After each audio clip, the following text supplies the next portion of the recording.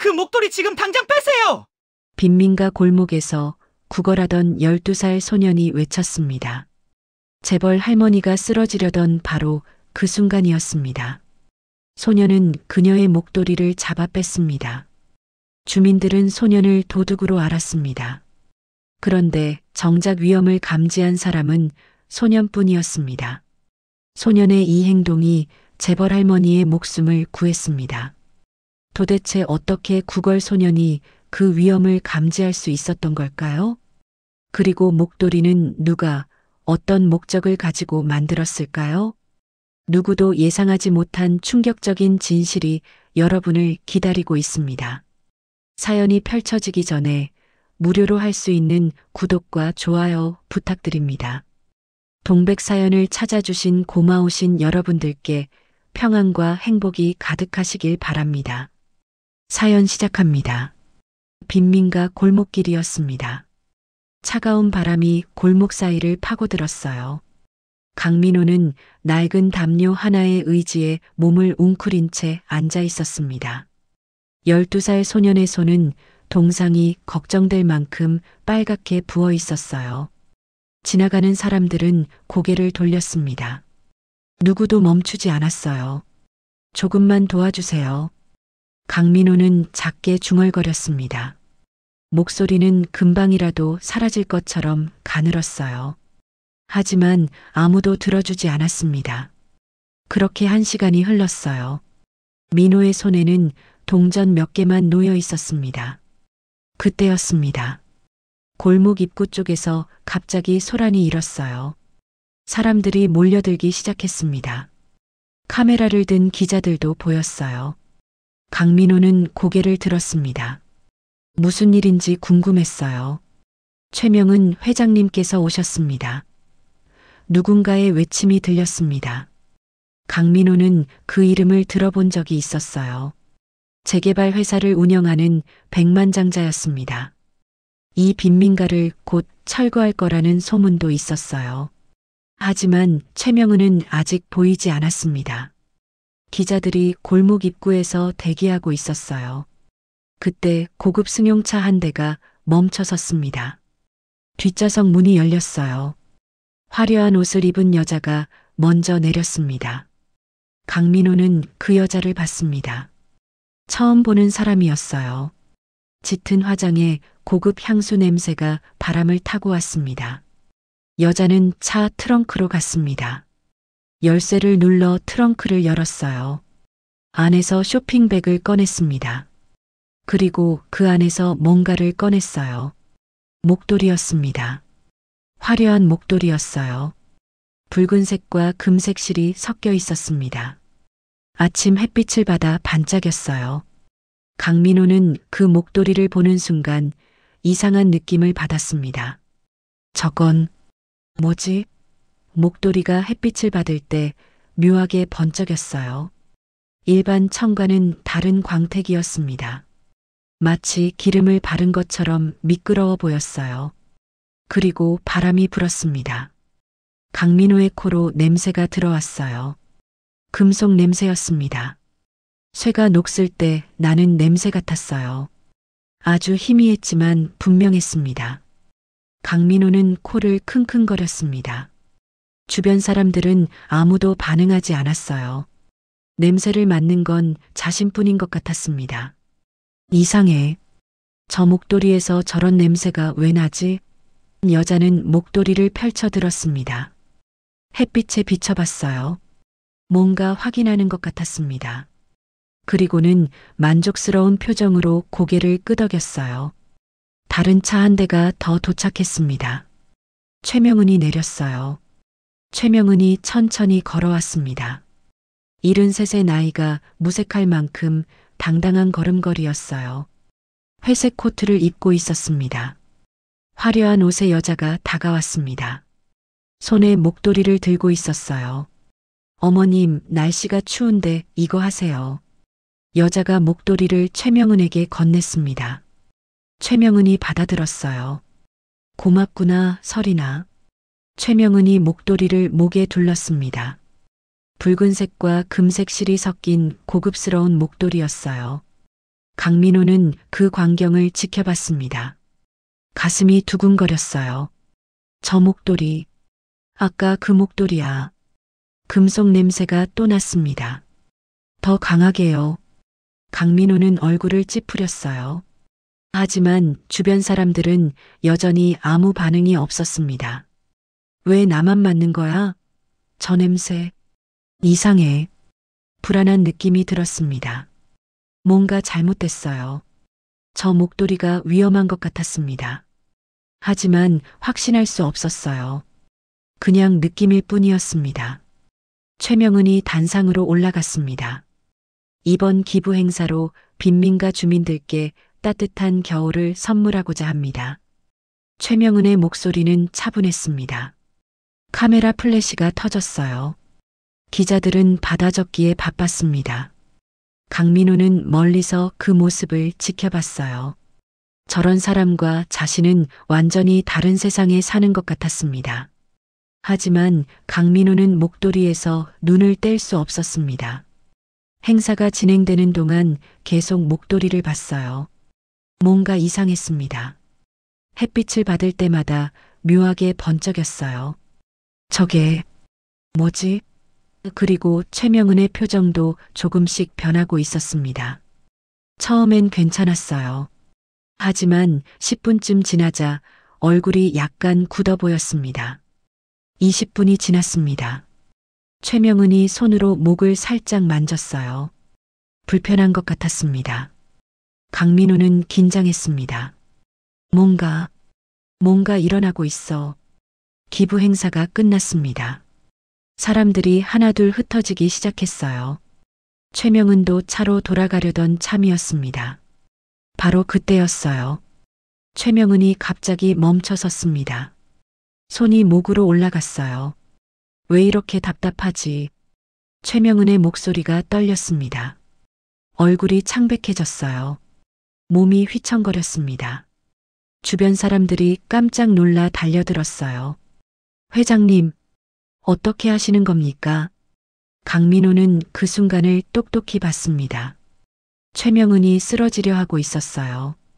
그 순간 강민호의 머릿속에서 모든 게 연결됐습니다. 아침에 본 목도리, 금속 냄새, 이상한 광택, 그리고 지금 쓰러지는 할머니. 목도리 때문이야. 저 목도리가 문제야. 강민호는 본능적으로 소리쳤습니다. 그 목도리 당장 빼세요. 목소리가 골목에 울렸어요. 주변 사람들이 일제히 강민호를 봤습니다. 뭐? 애가 무슨 소리를 하는 거야? 강민호는 담요를 박차고 일어났어요. 골목을 가로질러 달려갔습니다. 할머니. 강민호는 최명은 앞으로 뛰어들었습니다. 넘어지는 최명은을 붙잡으려 했어요. 손이 최명은의 목도리를 움켜쥐었습니다. 그 순간이었어요. 얼음덩어리를 만진 것 같았습니다. 아니, 얼음보다 더 차가웠어요. 목도리를 잡은 손바닥에서 뼛속까지 파고드는 냉기가 느껴졌습니다. 강민호는 전율했어요. 온몸에 소름이 돋았습니다. 손을 떼고 싶었지만 최명은이 쓰러지는 걸 막아야 했어요. 이게 뭐지? 강민호의 입에서 신음이 새어나왔습니다. 목도리를 잡은 손이 마비되는 것 같았어요. 하지만 더 놀라운 건 그게 아니었습니다. 목도리에서 이상한 감각이 전해졌어요. 차가운 뿐만 아니라 뭔가 잘못되었다는 느낌이었습니다. 최명은이 강민호의 품에 쓰러졌습니다. 숨이 거칠었어요. 목 부분이 붉게 부어오르고 있었습니다. 애가 갑자기 왜 할머니 목을 잡아? 주변에 있던 남자가 소리쳤습니다. 사람들이 강민호를 향해 달려들었어요. 뭐 하는 거야? 목도리 뺏으려고 하잖아. 구걸하던 애가 도둑질까지. 저 애 당장 떼어놔. 강민호는 당황했습니다.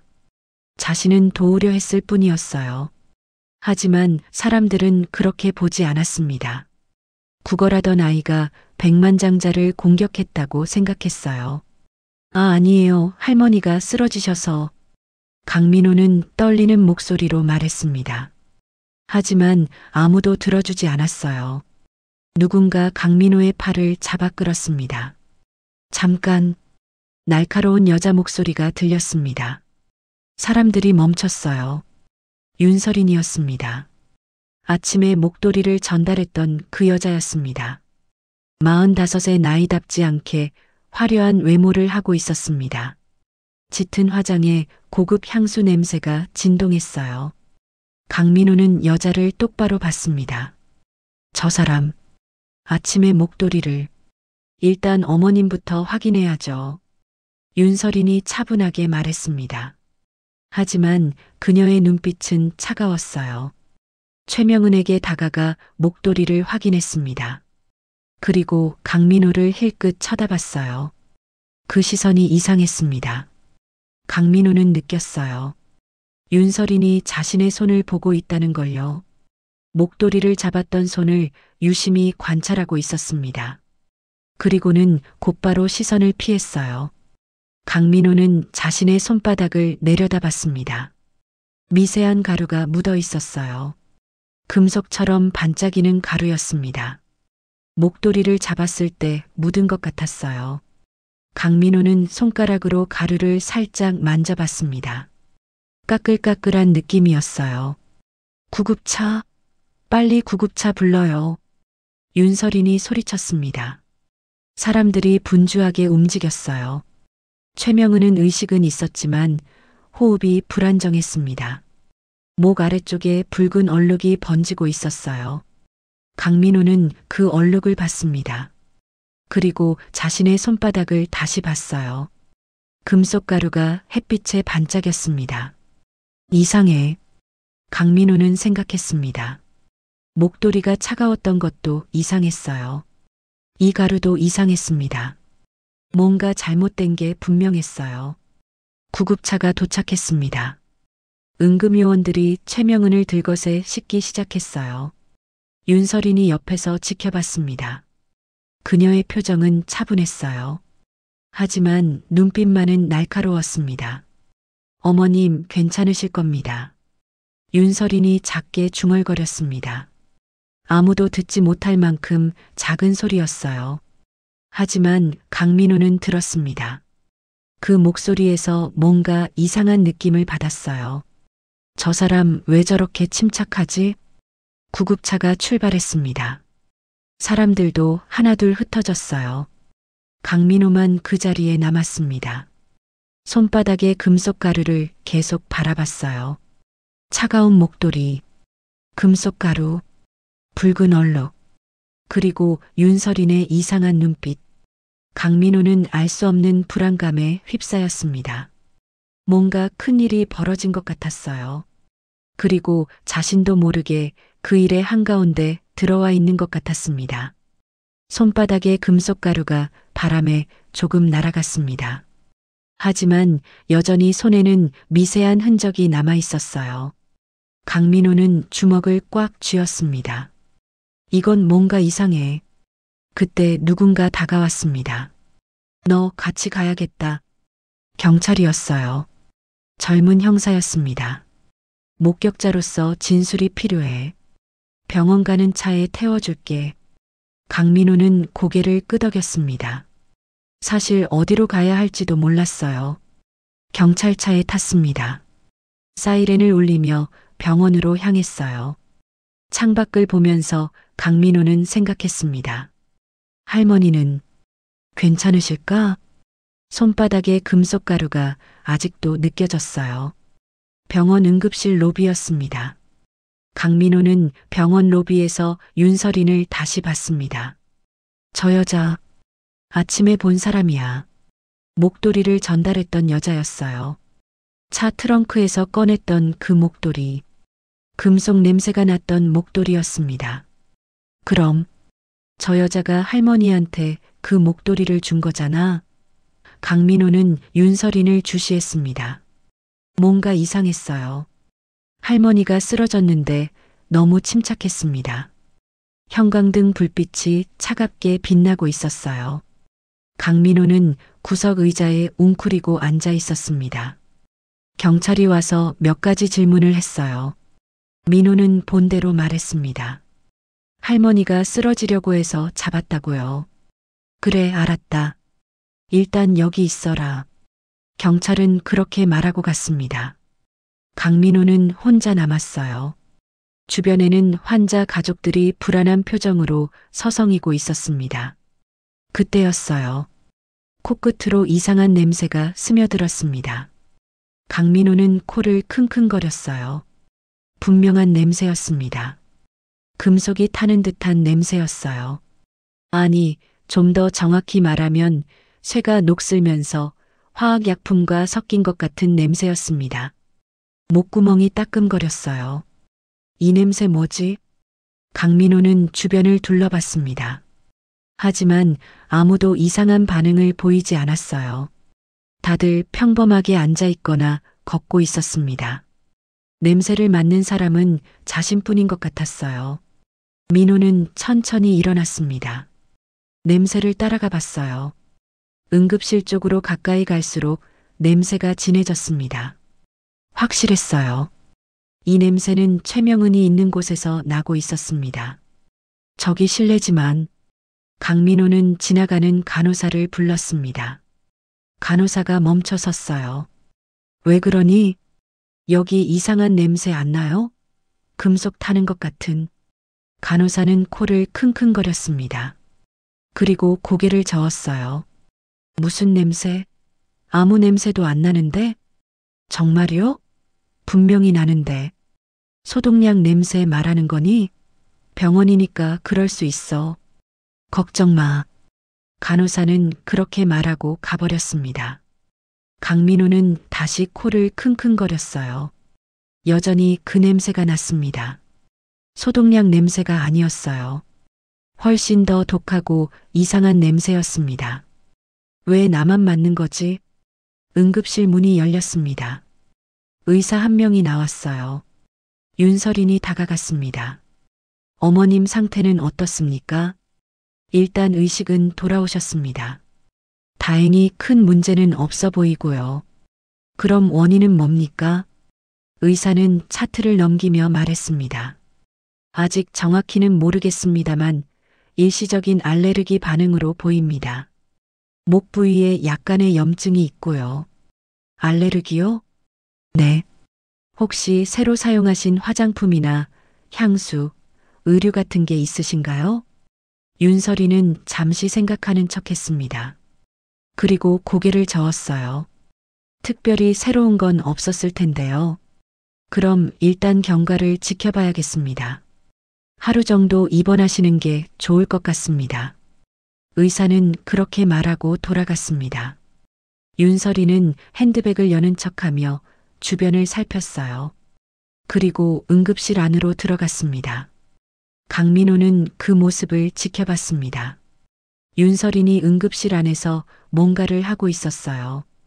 침대 옆 의자에 놓인 목도리를 집어들었습니다. 목도리. 강민호는 긴장했습니다. 그 목도리였어요. 자신이 잡았던 차가운 목도리였습니다. 윤설인이 목도리를 조심스럽게 접었습니다. 그리고 자신의 가방에 넣었어요. 동작이 빨랐습니다. 마치 누가 볼까봐 서두르는 것 같았어요. 응급실 문이 다시 열렸습니다. 윤설인이 나왔어요. 손에는 가방만 들려 있었습니다. 목도리는 보이지 않았어요. 목도리 제가 챙길게요. 세탁 맡겨야 할 것 같아서요. 윤설인이 간호사에게 말했습니다. 간호사는 고개를 끄덕였어요. 윤설이는 복도를 따라 걷기 시작했습니다. 강민호는 본능적으로 그녀를 따라갔습니다. 윤설이는 병원 복도 끝으로 갔어요. 사람들이 잘 다니지 않는 구역이었습니다. 그녀는 주변을 살핀 뒤 비상계단으로 들어갔어요. 강민호는 조심스럽게 뒤를 밟았습니다. 계단 입구에서 멈춰 섰어요. 안을 살짝 들여다봤습니다. 윤설인이 가방에서 목도리를 꺼냈습니다. 햇빛에 비춰봤어요. 뭔가를 확인하는 것 같았습니다. 그리고는 다시 가방에 넣고 계단을 내려가기 시작했어요.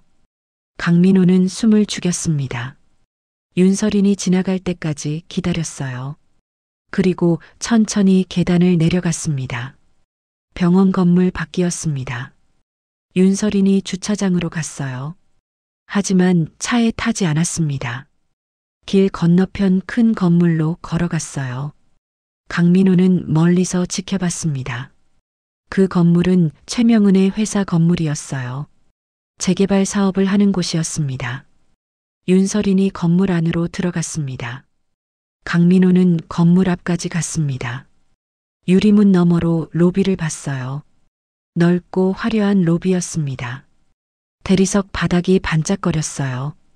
보안 데스크에 경비원이 앉아 있었습니다. 못 들어가겠어.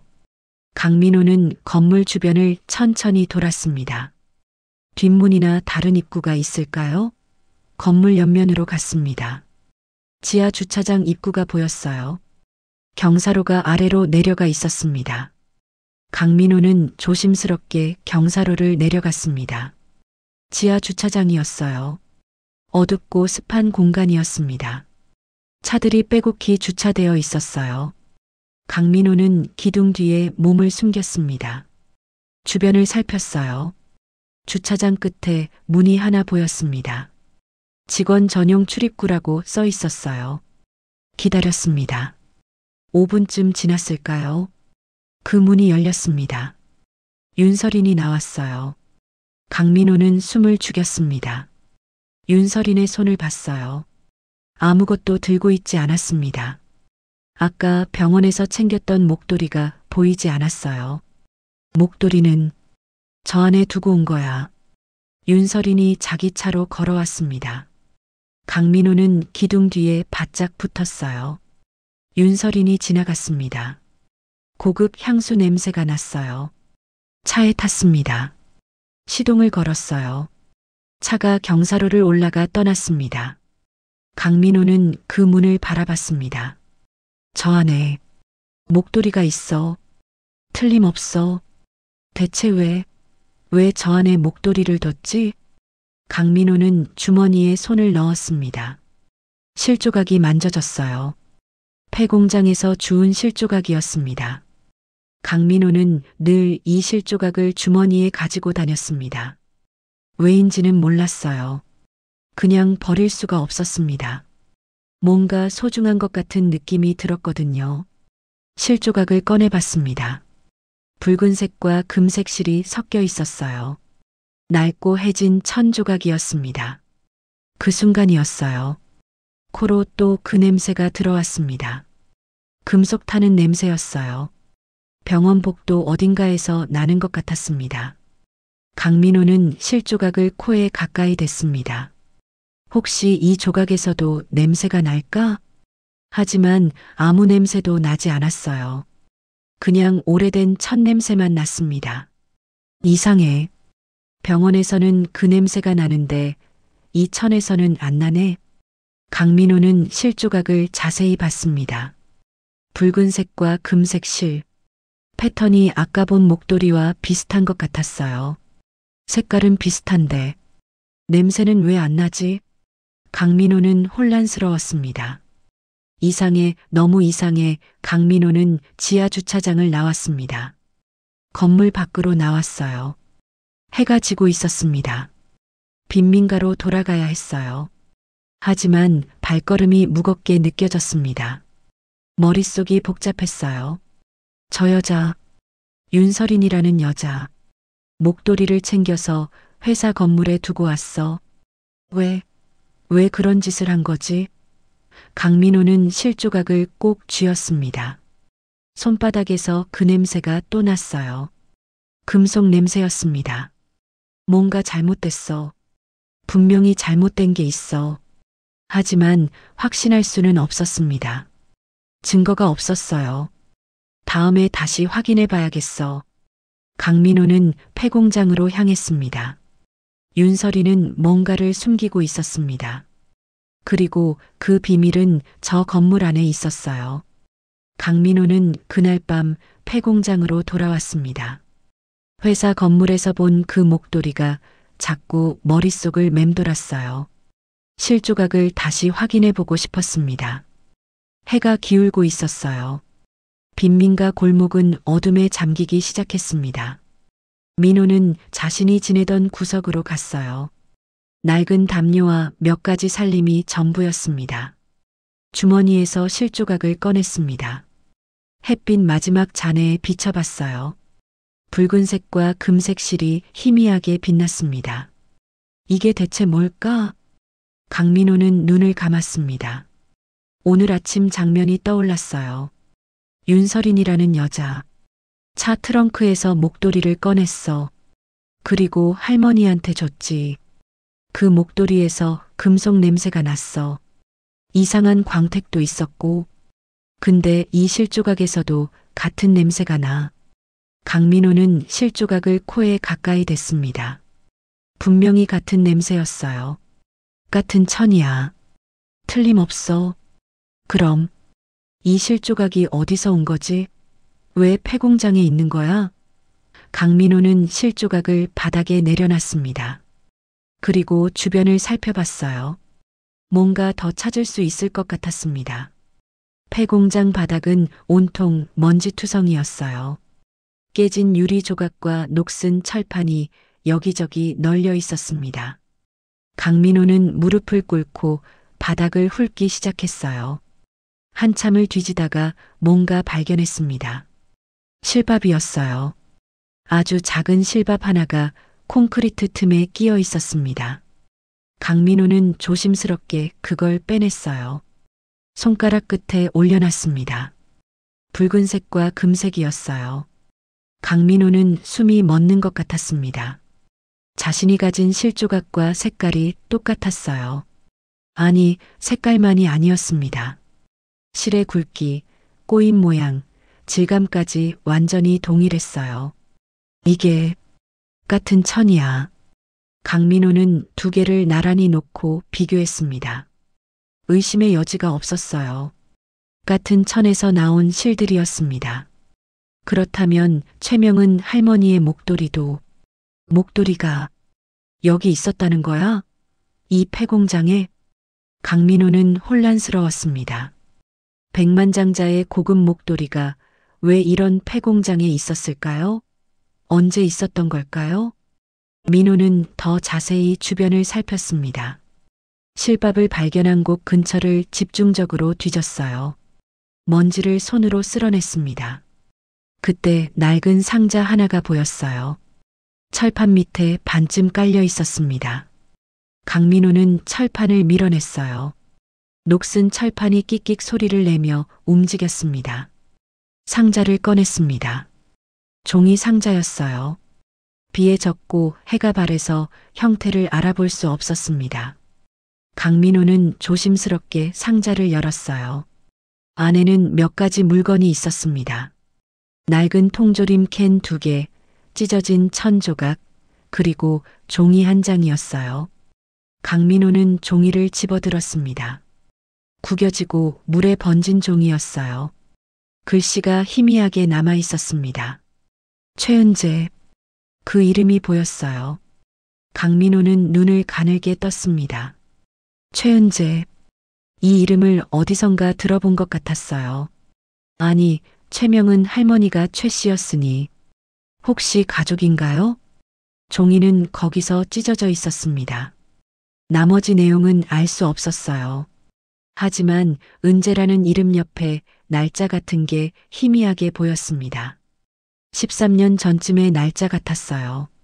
13년 전, 이 폐공장에 은재라는 사람이 있었다는 거야? 강민호는 종이를 다시 들여다봤습니다. 글씨체가 단정했어요. 교육받은 사람의 글씨 같았습니다. 왜 그런 사람이 이런 폐공장에 있었을까요? 민호야. 뒤에서 목소리가 들렸습니다. 강민호는 깜짝 놀라 뒤를 돌아봤어요. 박춘복이었습니다. 68배 노인이었어요. 빈민가에서 잡동사니를 모으며 살아가는 사람이었습니다. 민호가 어릴 때부터 돌봐준 은인이었어요. 춘복 할아버지, 뭘 그렇게 열심히 보고 있어? 밥은 먹었니? 박춘복이 다가왔습니다. 손에 빵 2개를 들고 있었어요.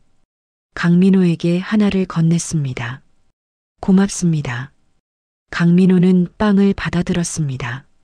하지만 먹지 않았어요. 종이를 박춘복에게 보여줬습니다. 할아버지, 이거 최은재라는 이름인데요. 혹시 아세요? 박춘복은 종이를 들여다봤습니다. 눈을 가늘게 떴어요. 한참을 바라보더니 천천히 고개를 끄덕였습니다. 은재, 그래, 기억나는구나. 진짜요? 누구예요? 너보다 먼저 이 근처에 살던 젊은이였어. 한 13년 전쯤이었을 거야. 강민호는 가슴이 두근거렸습니다. 박춘복이 계속 말했어요. 조용한 사람이었지. 말수가 적었어.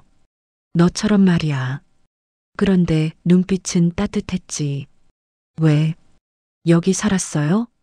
그건 나도 잘 모르겠다. 젊은 사람이 이런 데 와서 살 이유가 없잖아.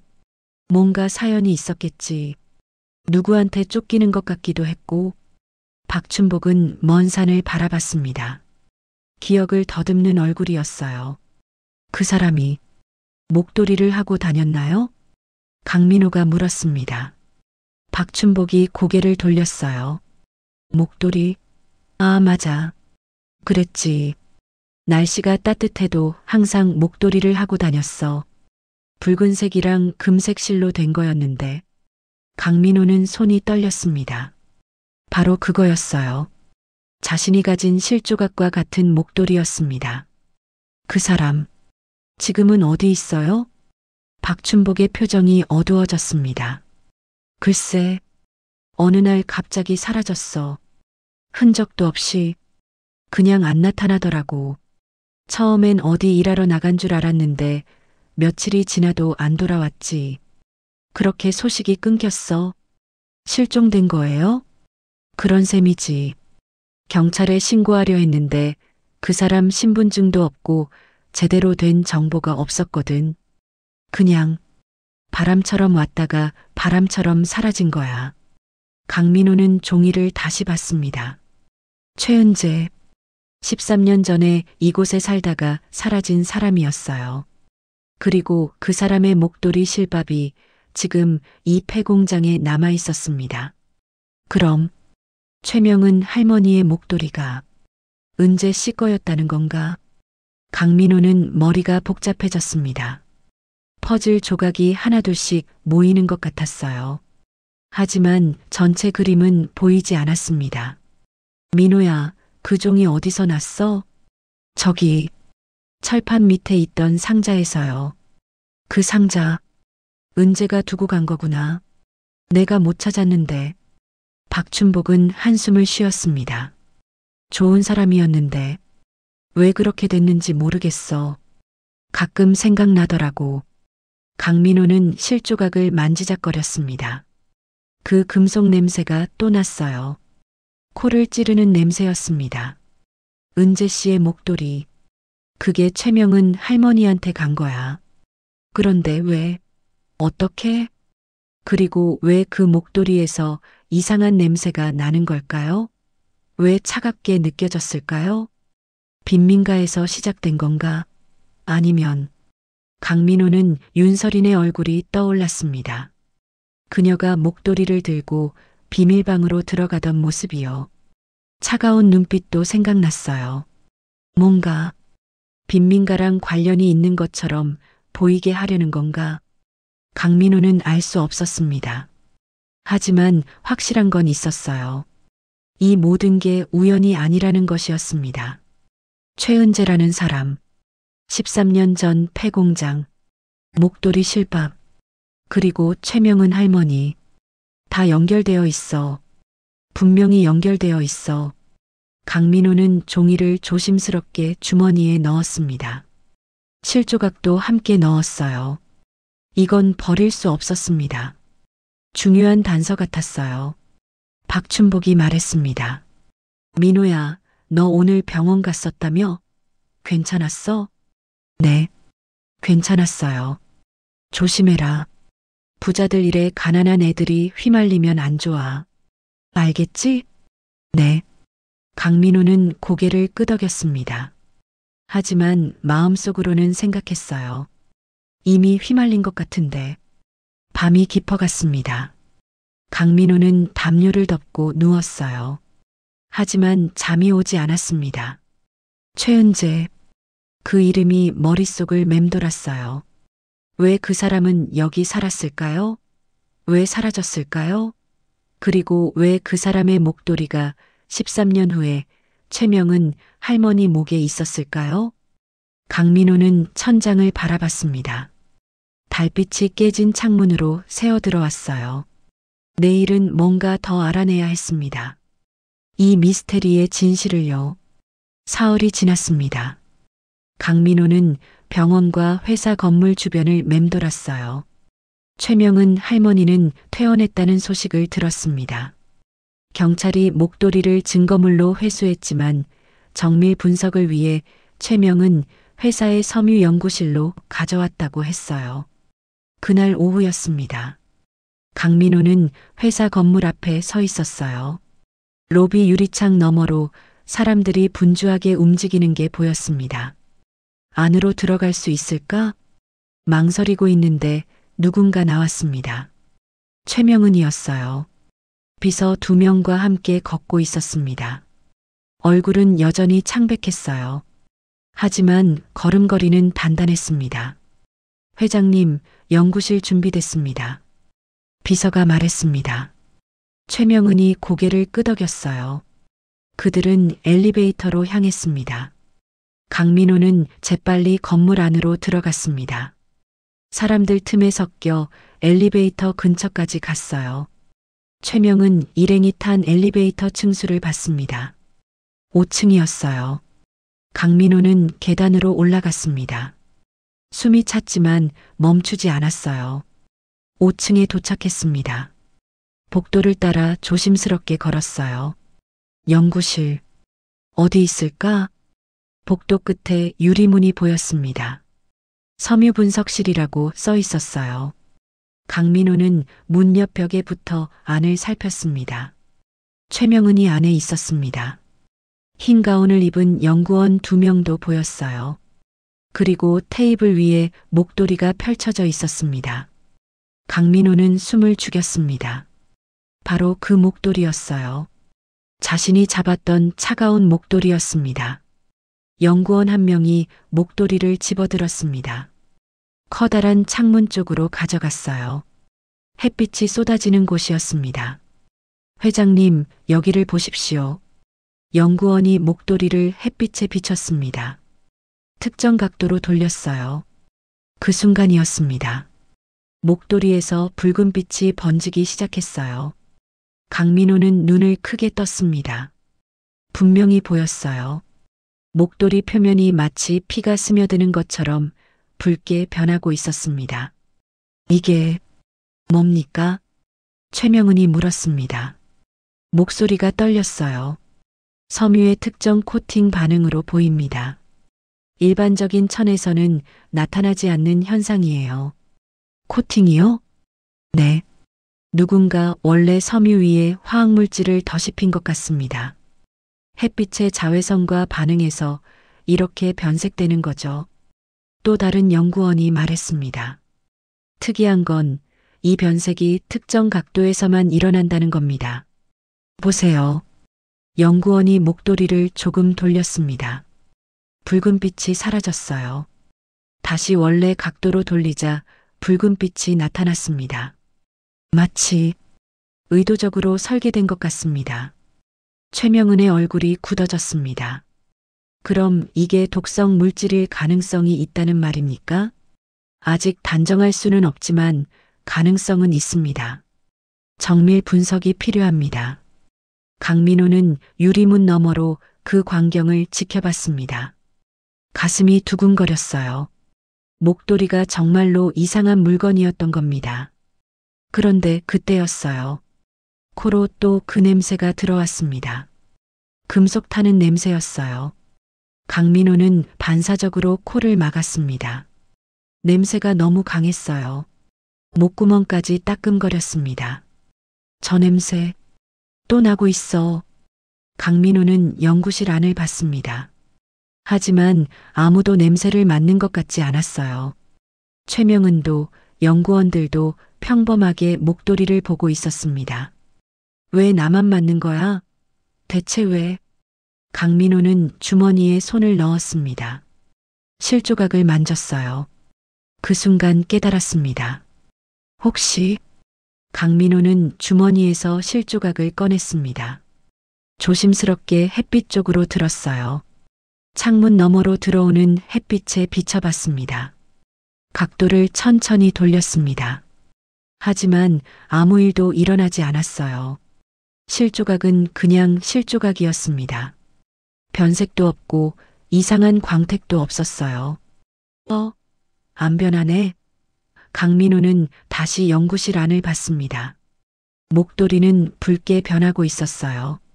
하지만 자신의 실조각은 아무 반응이 없었습니다. 같은 천인 것 같은데 왜 목도리만 변하지? 강민호는 깨달았습니다. 목도리에 뭔가 발라진 거야. 그래서 이상하게 반응하는 거야. 그럼 이 실조각은 원래 천이고 목도리는 누가 뭔가를 바른 거구나. 강민호는 손이 떨렸습니다. 폐공장에서 주운 실조각과 최명은 할머니의 목도리가 원래는 같은 천이었어요. 하지만 목도리에는 누군가 무언가를 발랐습니다. 누가? 왜? 이제는 확신할 수 있었습니다. 그 순간 누군가 다가왔습니다. 강민호는 깜짝 놀라 뒤를 돌아봤어요. 윤설인이었습니다. 그녀가 복도를 걸어오고 있었어요. 너. 윤설인이 강민호를 봤습니다. 눈빛이 날카로워졌어요. 강민호는 실조각을 재빨리 주머니에 넣었습니다. 하지만 늦었어요. 윤설인이 봤습니다. 강민호가 뭔가를 손에 들고 있었다는 걸요. 여기서 뭐 하는 거니? 윤설인이 다가왔습니다. 목소리는 부드러웠지만 눈빛은 차가웠어요. 저기. 강민호는 말을 더듬었습니다. 변명이 생각나지 않았어요. 할머니 찾아뵈러 왔어요. 할머니? 넌 구걸하던 애잖아. 왜 회장님을 찾아? 그날 도와드렸잖아요. 안부가 궁금해서. 윤설이는 강민호를 위아래로 훑어봤습니다. 의심스러운 표정이었어요. 그래, 착한 아이네. 하지만 여긴 회사야. 함부로 들어오면 안 돼. 알겠지? 네. 그리고 윤설인이 한 걸음 더 다가왔습니다. 목소리를 낮췄어요. 쓸데없이 돌아다니지 마. 너 같은 애가 이런 데 있으면 오해받기 쉬워. 강민호는 윤설인의 눈을 봤습니다. 협박이었어요. 노골적인 경고였습니다. 이제 가렴. 빨리. 윤설인이 복도 끝을 가리켰습니다. 강민호는 고개를 숙였어요. 그리고 천천히 걸어갔습니다. 계단을 내려가면서 뒤를 돌아봤습니다. 윤설인이 연구실 문 앞에 서서 안을 들여다보고 있었어요. 표정이 긴장되어 있었습니다. 강민호는 건물 밖으로 나왔습니다. 하지만 멀리 가지 않았어요. 건물 옆 골목으로 숨었습니다. 저 아줌마가 날 감시하고 있어. 분명했습니다. 윤설이는 강민호를 경계하고 있었어요. 민호가 뭔가 알아채고 있다는 걸 눈치챈 것 같았습니다. 1시간쯤 지났습니다. 연구실에서 사람들이 나왔어요. 최명은이 먼저 나왔습니다. 얼굴이 심각했어요. 윤설인이 뒤따라 나왔습니다. 어머님, 걱정 마세요. 경찰이 제대로 조사할 겁니다. 하지만 누가 이런 짓을. 빨리 범인을 찾아야죠. 이건 명백한 살인 미수입니다. 윤설인의 목소리가 들렸습니다. 강민호는 귀를 기울였어요. 경찰이 오늘 오후에 온다고 했어요. 목도리를 증거로 제출해야 한대요. 그래, 그래야겠지. 최명은이 한숨을 쉬었습니다. 근데 그 아이, 구걸하던 아이 말이야. 네, 그 아이가 날 구했잖아. 이상하지 않니? 어떻게 그렇게 빨리 알아챘을까? 윤설인의 표정이 순간 굳었습니다. 우연이었겠죠. 운이 좋았던 거예요. 그런가? 그런데 그 아이가 뭔가 이상하다고 했어. 목도리를 잡았을 때 기억 착오일 겁니다. 어린애가 놀라서 그랬겠죠. 윤설인이 말을 끊었습니다. 더 이상 얘기하고 싶지 않은 표정이었어요. 두 사람은 차에 탔습니다. 차가 출발했어요. 강민호는 골목에서 나왔습니다. 주머니에 손을 넣었어요. 실조각이 만져졌습니다. 경찰이 온다. 강민호는 생각했습니다. 경찰에게 말해야 할까요? 자신이 가진 실조각을 보여줘야 할까요? 하지만 믿어줄까요? 빈민가 구걸 소년의 말을요. 아냐. 아직은 안 돼. 강민호는 결심했습니다. 더 확실한 증거가 필요했어요. 실조각만으로는 부족했습니다. 해가 지고 있었습니다. 강민호는 폐공장으로 돌아갔어요. 담요를 펼치고 앉았습니다. 주머니에서 실조각을 꺼냈습니다. 마지막 햇빛에 비춰봤어요. 다시 한번 붉은 빛이 번졌습니다. 이게 증거야. 이게 모든 걸 연결하는 증거야. 강민호는 실조각을 소중히 다시 주머니에 넣었습니다. 그리고 종이 조각도 꺼내봤어요. 최은재라고 쓰인 종이였습니다. 은재 씨, 당신의 목도리가 무기가 됐어요. 강민호는 알 수 없는 슬픔을 느꼈습니다. 왜 슬픈지 몰랐어요. 하지만 가슴이 먹먹했습니다. 밤이 깊어갔습니다. 강민호는 담요를 뒤집어 쓰고 누웠어요. 내일은 또 무슨 일이 벌어질까요? 진실은 점점 가까워지고 있었습니다. 하지만 동시에 위험도 커지고 있었어요. 경찰이 왔습니다. 이틀 후였어요. 강민호는 멀리서 지켜봤습니다. 경찰차가 최명은의 집 앞에 섰어요. 형사 2명이 내렸습니다. 강민호는 담장 너머로 몸을 숨겼습니다. 집안에서 무슨 일이 벌어지는지 보고 싶었어요. 1시간쯤 지났습니다. 형사들이 나왔어요. 손에 투명한 봉투를 들고 있었습니다. 안에 목도리가 들어 있었어요.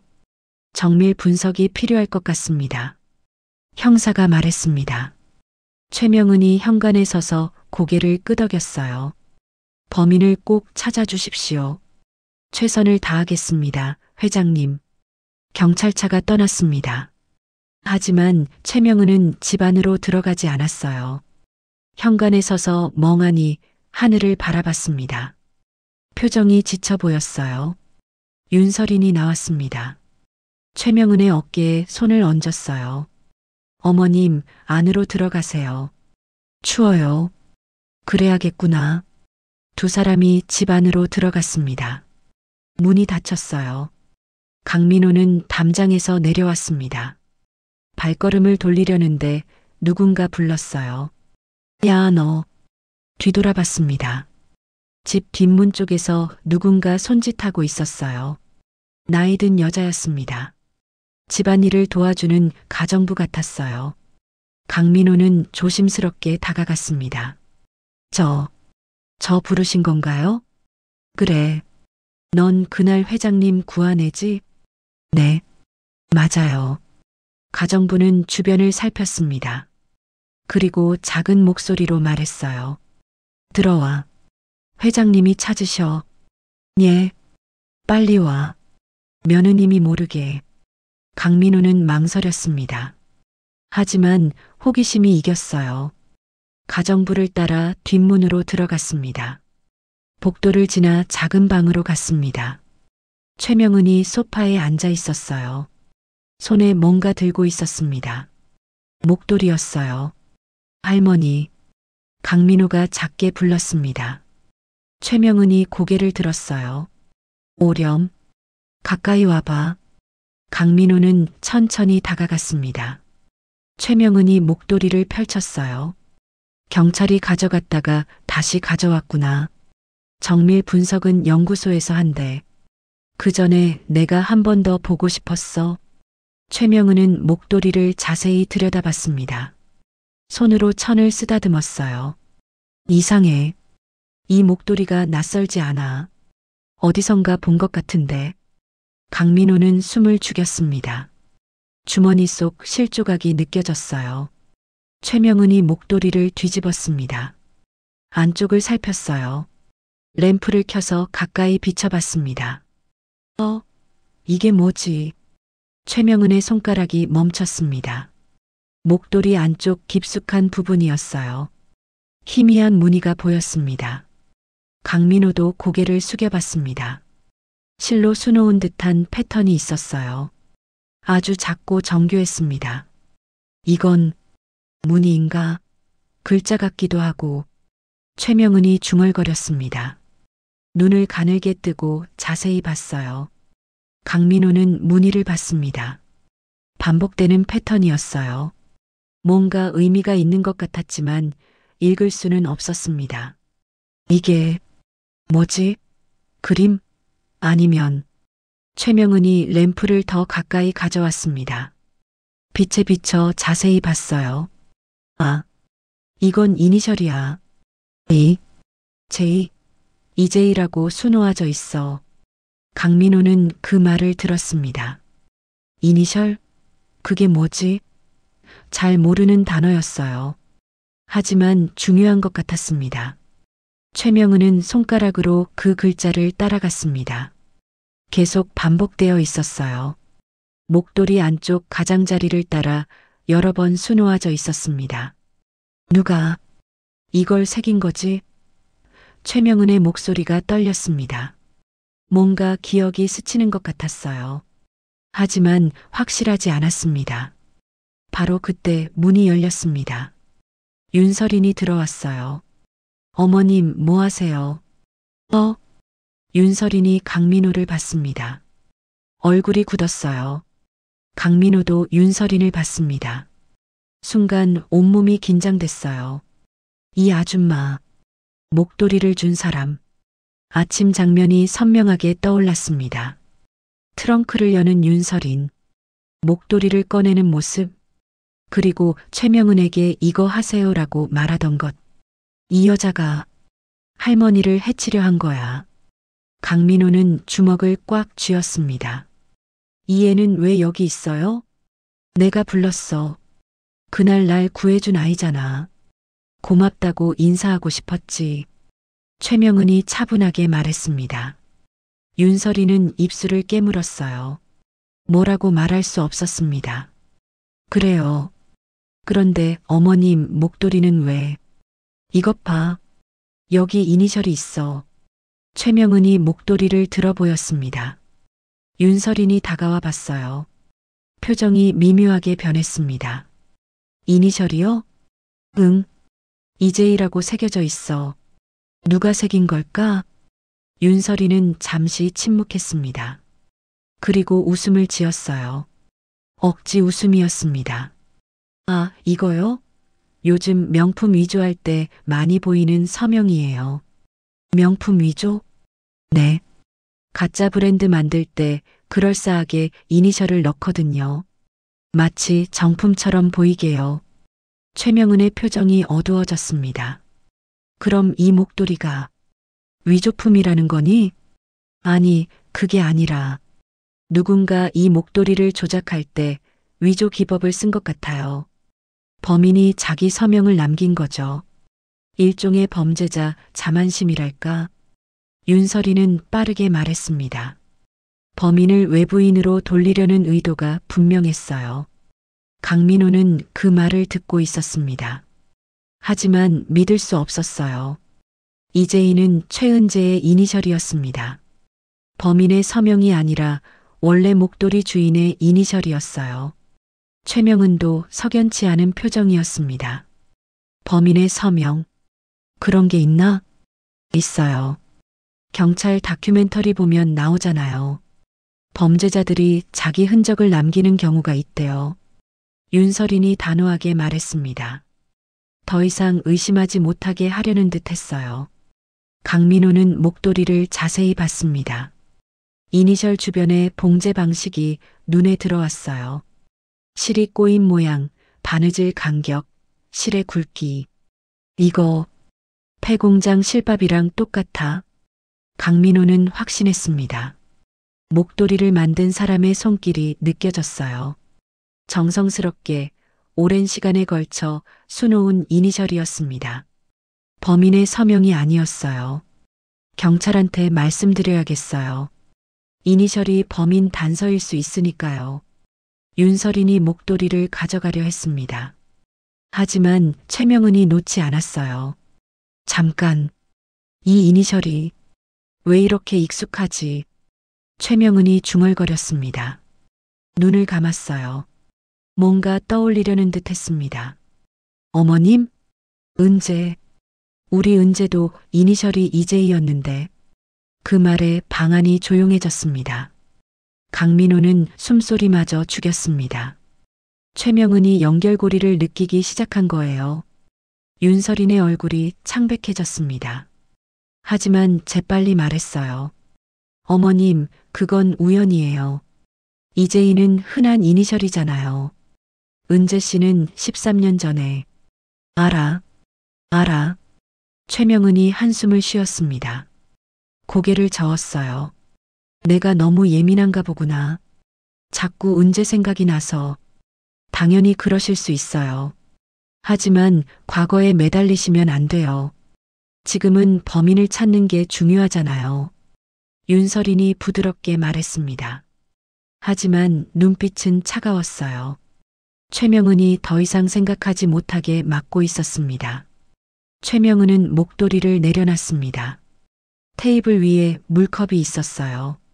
최명은이 물을 마시려다가 손이 흔들렸습니다. 물이 튀었어요. 목도리 위로 물방울 몇 개가 떨어졌습니다. 그 순간이었습니다. 이니셜이 번지기 시작했어요. 강민호는 눈을 크게 떴습니다. 물에 닿은 이니셜 부분이 옅어지고 있었어요. 마치 잉크처럼 번져나갔습니다.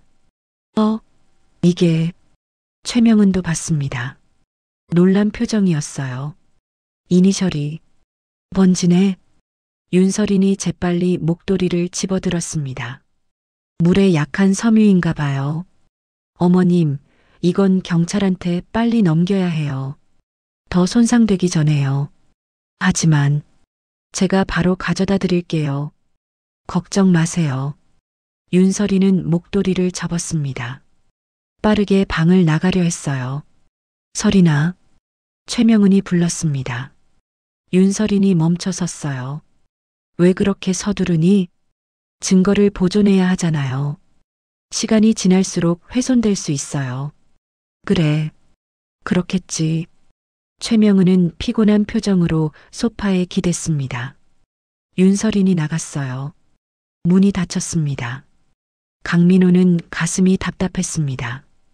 이니셜이 물에 번진다는 건 무슨 의미일까요? 그리고 왜 자신은 그 패턴을 보자마자 익숙한 느낌을 받았을까요? 이 느낌, 뭐지? 강민호는 가슴에 손을 얹었습니다. 두근거렸어요.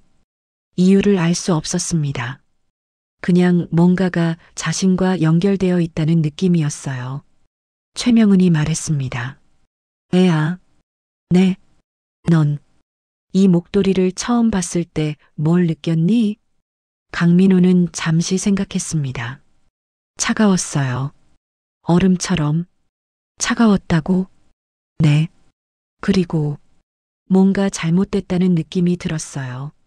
최명은은 강민호를 가만히 바라봤습니다. 넌 특별한 아이구나. 예. 보통 사람들은 못 느끼는 걸 느끼잖아. 그게 널 특별하게 만들어. 최명은은 미소 지었습니다.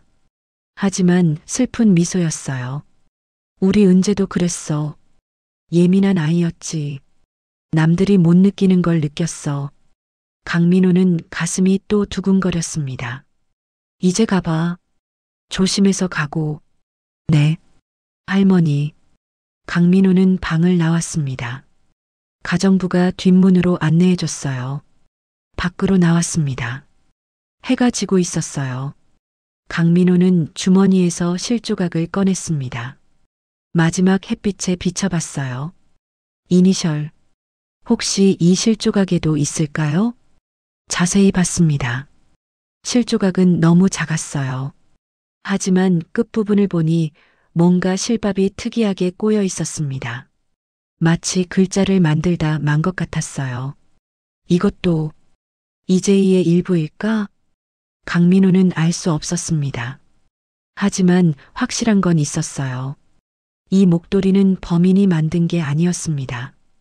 최은재라는 사람이 만든 거였어요. 그리고 왜인지 모르게 강민호의 가슴은 그 이름을 들을 때마다 아팠습니다. 마치 잃어버린 뭔가를 떠올리는 것처럼요. 사흘이 더 지났습니다. 강민호는 매일 최명은의 집 근처를 맴돌았어요. 뭔가 더 알아낼 수 있을 것 같았습니다. 하지만 집은 조용했어요. 아무 일도 일어나지 않는 것 같았습니다. 그날 저녁이었습니다. 강민호는 담장 너머로 집을 지켜보고 있었어요. 거실에 불이 켜져 있었습니다. 최명은이 책상 앞에 앉아 있는 게 보였어요. 최명은은 오래된 상자를 꺼내고 있었습니다. 커다란 나무 상자였어요. 먼지가 잔뜩 쌓여 있었습니다. 상자를 열었습니다. 안에서 서류들을 꺼냈어요. 사진도 여러 장 꺼냈습니다. 최명은의 손이 떨리고 있었어요. 강민호는 더 가까이 가고 싶었습니다. 하지만 담장을 넘을 수는 없었어요. 그냥 멀리서 지켜볼 수밖에 없었습니다. 최명은이 사진 한 장을 들어 올렸습니다. 한참을 바라봤어요. 손으로 사진을 쓰다듬었습니다. 눈물이 흐르는 것 같았어요. 무슨 사진일까? 강민호는 궁금했습니다. 최명은의 표정이 너무 슬펐어요. 문이 열렸습니다. 윤설인이 거실로 들어왔어요. 어머님, 뭐 하세요? 옛날 것 좀 보고 있어. 옛날 것이요? 윤설인이 다가왔습니다. 상자를 봤어요. 표정이 굳었습니다. 그건 은재 씨 물건 아니에요? 응. 오래간만에 꺼내봤어. 그날 이후로 한 번도 안 열어봤거든. 최명은이 사진을 윤설인에게 보여줬습니다. 이것 봐. 은재가 25살 때 사진이야. 참 잘생겼지? 윤설이는 사진을 봤습니다. 웃으려 했지만 웃음이 나오지 않았어요. 네, 잘생기셨네요. 그런데 있잖아. 최명은이 다른 사진을 꺼냈습니다. 이 사진 좀 봐. 은재가 목도리를 하고 있어. 강민호는 귀를 쫑긋 세웠습니다. 목도리라고 했어요. 윤설인이 사진을 받아들었습니다. 손이 미세하게 떨렸어요. 그러네요. 이 목도리 말이야. 은재가 정말 좋아했어. 어디 가든 이걸 했거든. 겨울이든 여름이든. 최명은의 목소리가 잠겼습니다. 처음엔 이상하다고 생각했어. 왜 맨날 같은 목도리만 하냐고 물어봤지. 그랬더니 은재가 그러더라. 이게 편하대. 다른 건 목이 따갑다고. 예민하셨나 봐요. 그래. 피부도 예민하고 냄새에도 민감했어. 우리 은재는. 최명은이 눈물을 닦았습니다. 강민호는 가슴이 뛰었습니다. 예민한 피부 냄새에 민감. 자신과 똑같았어요. 어머님, 이제 그만 정리하세요. 너무 힘드시잖아요. 윤설인이 상자를 덮으려 했습니다. 하지만 최명은이 손을 뻗어 막았어요. 잠깐, 이것 좀 봐. 최명은이 다른 사진을 꺼냈습니다. 확대한 사진이었어요. 목도리를 클로즈업한 것 같았습니다. 이 목도리 패턴, 이거 좀 특이하지 않니? 최명은이 사진을 자세히 들여다봤습니다. 붉은색하고 금색 실이 섞여 있어. 그리고 이 문양, 정말 독특해. 윤설이는 아무 말도 하지 않았습니다. 입술을 깨물고 있었어요. 혹시 말이야. 최명은이 일어났습니다. 서재로 갔어요. 뭔가를 찾기 시작했습니다. 저번에 경찰이 가져갔던 목도리. 그 사진 어디 뒀더라? 어머님, 윤서린이 큰 소리로 불렀습니다. 최명은이 멈춰 섰어요. 왜 그러니? 그건 과거 일이에요. 은재 씨는 13년 전에 돌아가셨잖아요. 이제 그만 잊으셔야죠. 하지만 목도리가 너무 비슷해서 우연이에요. 세상에 비슷한 목도리가 얼마나 많은데요. 윤서린의 목소리가 날카로워졌습니다. 그녀는 숨을 고르며 말했어요. 어머님, 과거에 매달리시면 현재를 못 사세요. 지금은 범인을 찾는 게 중요하잖아요. 은재 씨 일은 이미 끝난 일이에요. 최명은은 윤서린을 바라봤습니다. 뭔가 말하고 싶은 듯 했어요. 하지만 입을 다물었습니다. 그래, 내 말이 맞아. 최명은이 다시 앉았습니다. 사진을 내려놨어요. 윤서린이 재빨리 사진을 상자에 넣었습니다. 상자를 닫았어요. 제가 이거 다시 창고에 넣어둘게요. 그래라. 윤서린이 상자를 들고 나갔습니다. 걸음이 빨랐어요. 마치 도망치듯이요. 강민호는 그 모습을 지켜봤습니다. 윤서린이 뭔가를 숨기고 있었어요. 분명했습니다. 거실에 최명은만 남았습니다. 그녀는 한참을 멍하니 앉아 있었어요. 그러다 갑자기 일어났습니다. 서재로 갔어요. 서랍을 열었습니다. 안에서 파일 하나를 꺼냈어요. 최은재 실종 기록이라고 쓰여 있었습니다. 파일을 펼쳤습니다. 경찰 보고서가 있었어요. 실종 신고서도 있었습니다. 최명은이 하나하나 읽기 시작했어요. 강민호는 담장에 매달렸습니다. 더 잘 보고 싶었어요. 하지만 거리가 너무 멀었습니다. 최명은이 무언가를 발견한 듯 했습니다. 종이 한 장을 집어들었어요. 사진이 붙어 있었습니다. 이게 최명은의 목소리가 들렸습니다. 떨리는 목소리였어요. 최명은은 그 사진을 오래 바라봤습니다. 그리고 휴대폰을 꺼냈어요. 누군가에게 전화를 걸었습니다. 여보세요? 경찰서죠? 네. 저 최명은인데요. 증거물로 제출한 목도리 사진 좀 보내주실 수 있나요? 네. 이메일로 보내주세요. 급합니다. 전화를 끊었습니다. 최명은은 컴퓨터 앞에 앉았어요. 이메일을 확인하기 시작했습니다. 5분쯤 지났습니다. 이메일이 왔나 봐요. 최명은이 파일을 열었습니다. 화면에 목도리 사진이 떴습니다. 최명은은 그 사진을 확대했어요. 패턴 부분을 자세히 봤습니다. 그리고 옆에 은재의 오래된 사진을 놓았습니다. 두 개를 비교했습니다. 최명은의 손이 떨렸습니다. 입이 벌어졌어요. 똑같아. 완전히 똑같아. 최명은은 의자에서 일어났습니다. 비틀거렸어요. 책상을 붙잡고 간신히 균형을 잡았습니다. 이게 어떻게 은재 목도리가 왜? 최명은의 목소리가 방 안에 울렸습니다. 바로 그때 문이 벌컥 열렸습니다. 윤서린이 들어왔어요. 뒤에 남자가 한 명 더 있었습니다. 최강우였어요. 최명은의 둘째 아들이었습니다. 어머니, 강우가 다급하게 불렀습니다. 48배 남자였어요. 얼굴이 창백했습니다. 강우야. 최명은이 아들을 봤습니다. 어머니, 무슨 일이세요? 서린이한테 들었어요. 형 물건을 꺼내셨다고. 강우야. 이것 좀 봐. 최명은이 화면을 가리켰습니다. 이 목도리, 은재 목도리랑 똑같아. 어떻게 된 거니? 강우는 화면을 봤습니다. 얼굴이 더 창백해졌어요. 뒷걸음질 쳤습니다. 저건, 너 뭔가 아는 거 있니? 말해봐. 최명은이 다가갔습니다. 강우의 팔을 잡았어요. 형 목도리가 왜 지금 나타난 거야? 13년 전 은재가 실종됐을 때 그 목도리도 같이 사라졌잖아. 어머니, 강우는 말을 더듬었습니다. 눈동자가 흔들렸어요. 뭔가 숨기고 있는 게 분명했습니다.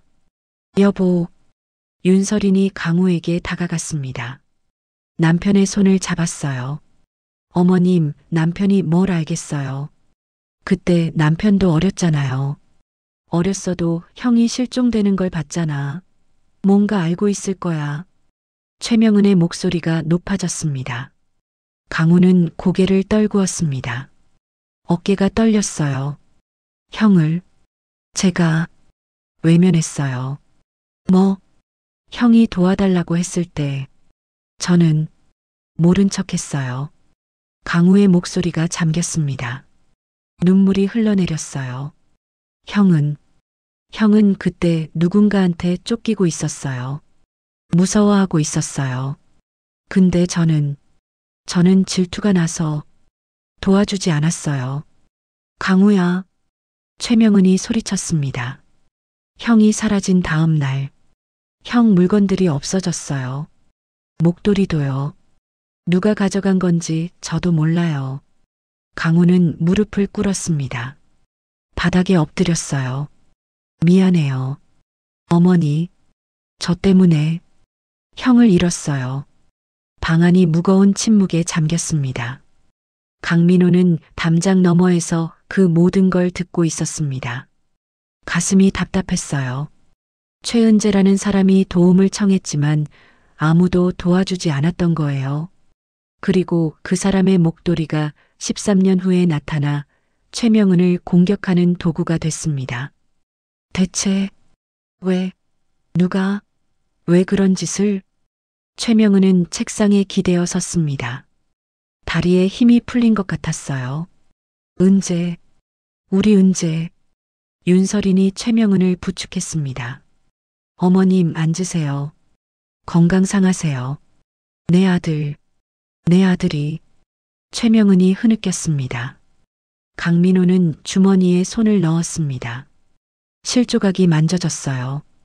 그리고 종이 조각도 만져졌습니다. 최은재라고 쓰인 종이요. 은재 씨, 할머니 아들이었어요. 강민호는 가슴이 먹먹했습니다. 슬픔이 밀려왔어요. 왜 슬픈지 알 수 없었습니다. 하지만 눈물이 났어요. 폐공장에 살던 그 사람이 최명은의 아들이었습니다.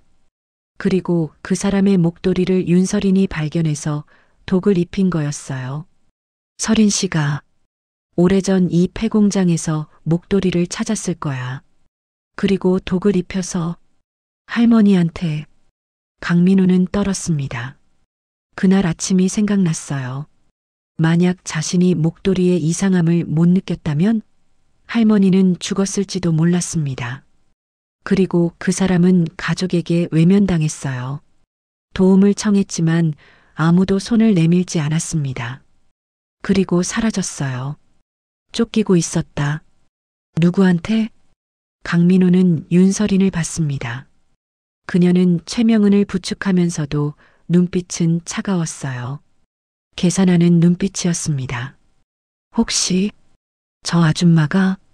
강민호는 식은땀이 났습니다. 안에서 최명은의 울음소리가 들렸습니다. 은재야, 미안해. 엄마가 미안해. 강민호는 담장에서 내려왔습니다. 다리가 후들거렸어요. 폐공장으로 돌아갔습니다. 담요에 누웠어요. 하지만 잠이 오지 않았습니다. 주머니에서 실조각을 꺼냈습니다. 달빛에 비춰봤어요. 이게 은재 씨 목도리 조각이야. 그리고 이 조각은 폐공장에 있었어요. 은재가 살던 곳에요. 그럼 왜 나는 이 조각을 가지고 있었지? 어렸을 때부터 가지고 있었는데. 강민호의 머릿속이 복잡했습니다. 내일이면 모든 게 밝혀질 것 같았어요. 아니, 밝혀져야 했습니다. 진실을요. 다음 날 아침이었습니다. 강민호는 폐공장에서 깨어났어요. 잠을 제대로 못 잤습니다. 온갖 생각이 머릿속을 맴돌았어요. 박춘복이 찾아왔습니다. 민호야, 큰일 났다. 경찰이 너 찾는다. 저요? 왜요? 목도리 사건 증인으로 조사받아야 한대. 빨리 가봐. 강민호는 가슴이 철렁했습니다. 하지만 도망칠 수는 없었어요. 주머니에 실조각과 종이를 넣었습니다. 경찰서로 갔어요. 경찰서 조사실이었습니다. 형사 한 명이 강민호를 마주 앉았어요. 강민호 맞지? 그날 최명은 회장을 도와준 아이. 네. 그날 상황을 자세히 말해봐. 목도리를 잡았을 때 어땠어? 강민호는 숨을 고르고 말했습니다. 차가웠어요. 얼음같이요. 그리고 냄새도 이상했어요. 냄새? 무슨 냄새? 금속 타는 냄새요. 근데 저만 맡았어요. 다른 사람들은 못 맡더라고요. 형사는 메모했습니다. 너만? 왜 너만 맡았을까? 모르겠어요. 저는 원래 냄새를 잘 맡아요. 어렸을 때부터요. 형사는 고개를 끄덕였습니다. 그때 문이 열렸어요. 다른 형사가 들어왔습니다. 잠깐만요. 중요한 게 나왔습니다. 두 형사가 복도로 나갔습니다. 강민호는 혼자 남았어요. 조사실 창문 너머로 다른 방이 보였습니다. 유리창이었어요. 윤설인이 그 방에 있었습니다. 최명은도 있었어요. 강우도 보였습니다. 목도리가 테이블 위에 놓여 있었습니다. 비닐봉투에 쌓여 있었어요. 강민호는 귀를 기울였습니다. 문틈으로 소리가 들렸어요. 독성 코팅이 확인됐습니다. 누군가 의도적으로 화학물질을 입힌 겁니다. 형사의 목소리였습니다. 그럼 살인 미수라는 거군요. 최명은의 떨리는 목소리였어요. 네. 그리고 이 목도리의 원단 분석 결과가 나왔습니다. 13년 전에 제작된 맞춤 제품입니다. 13년 전. 혹시 이 목도리 본 적 있으십니까? 침묵이 흘렀습니다. 그리고 최명은의 목소리가 들렸어요. 제 아들, 최은재 목도리입니다. 확실하십니까? 사진으로 확인했습니다. 틀림없어요. 강민호는 숨을 죽였습니다. 드디어 확인됐어요. 목도리가 은재의 것이라는 게요. 그럼 누가 이 목도리를 가지고 있었습니까? 실종된 지 13년이나 됐는데. 형사가 물었습니다. 윤설인이 말했습니다. 저는 모릅니다.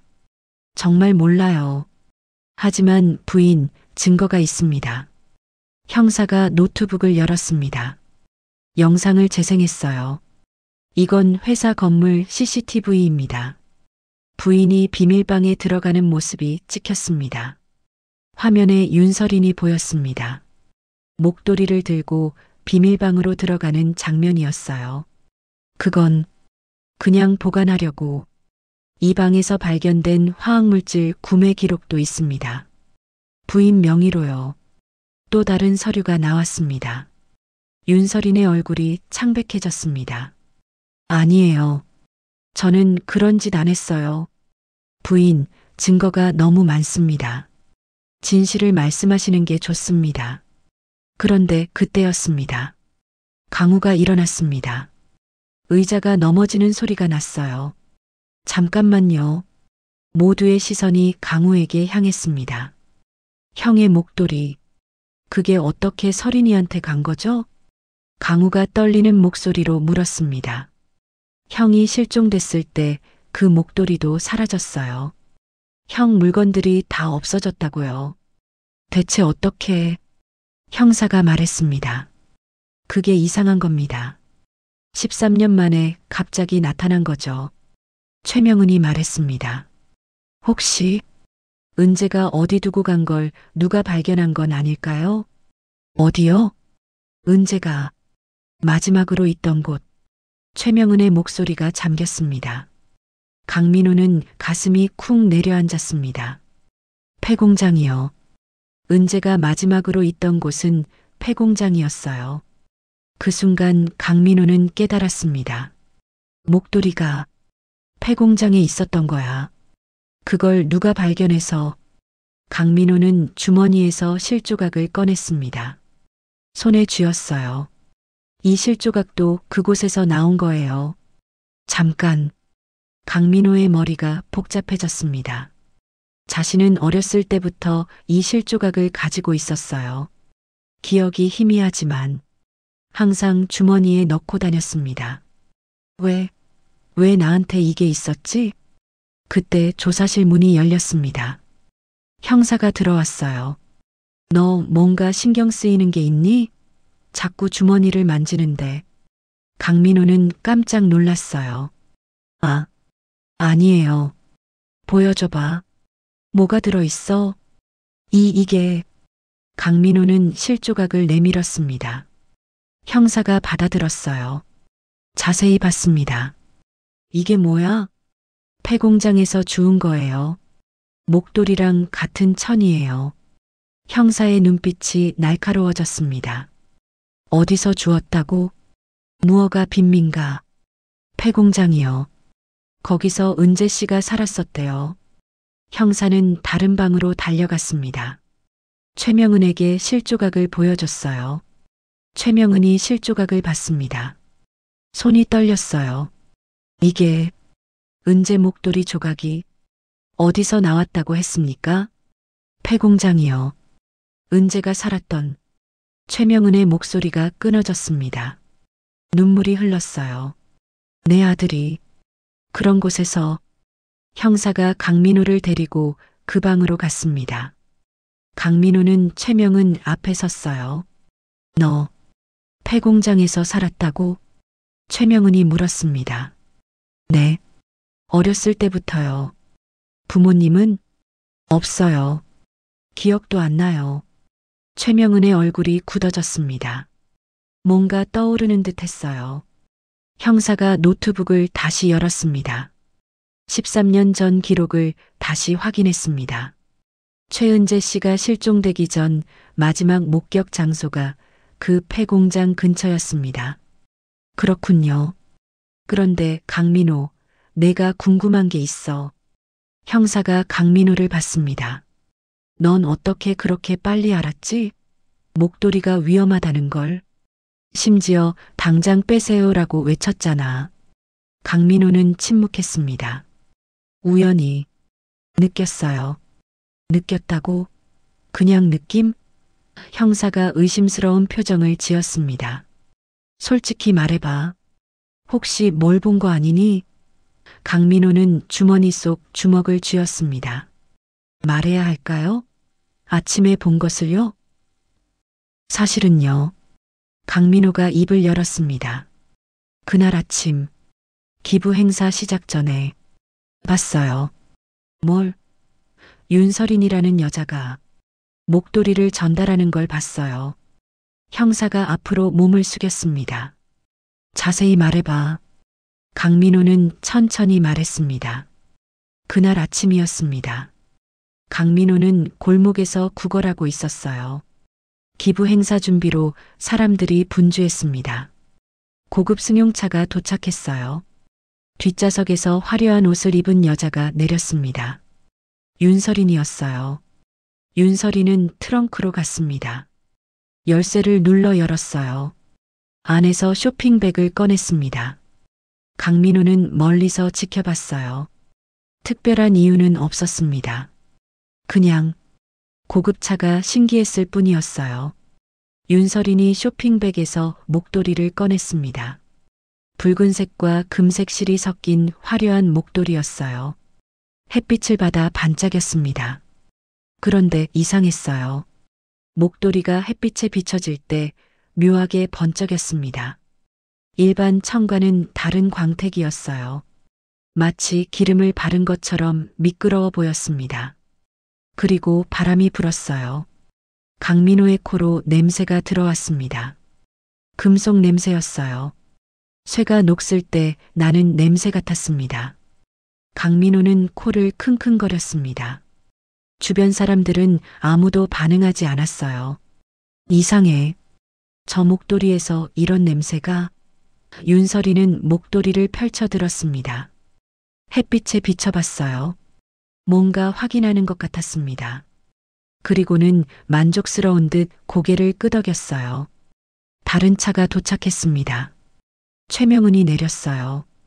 윤설인이 다가가 목도리를 건넸습니다. 어머님, 날씨가 추운데 이거 하세요. 최명은이 목도리를 받았어요. 목에 둘렀습니다. 강민호는 그 순간 불안감을 느꼈습니다. 저 냄새, 저 목도리, 뭔가 이상해. 하지만 확신할 수는 없었어요. 그냥 이상한 느낌일 뿐이었습니다. 행사가 시작됐습니다. 강민호는 계속 목도리를 지켜봤어요. 10분이 지났습니다. 최명은의 표정이 조금씩 굳어 보였어요. 20분이 지났습니다. 최명은이 손으로 목을 만졌습니다. 뭔가 일어나고 있어. 그리고 최명은이 쓰러지기 시작했습니다. 그 순간 강민호는 확신했어요. 목도리 때문이야. 저 목도리가 할머니를 아프게 하고 있어.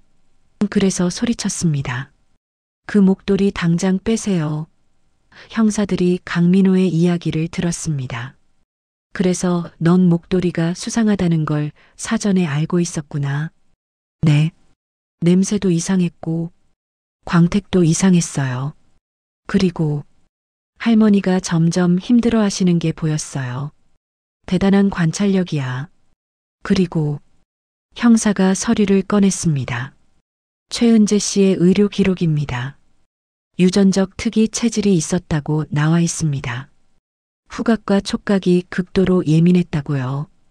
강민호의 심장이 뛰었습니다. 그리고 이 소년. 형사가 강민호를 가리켰습니다.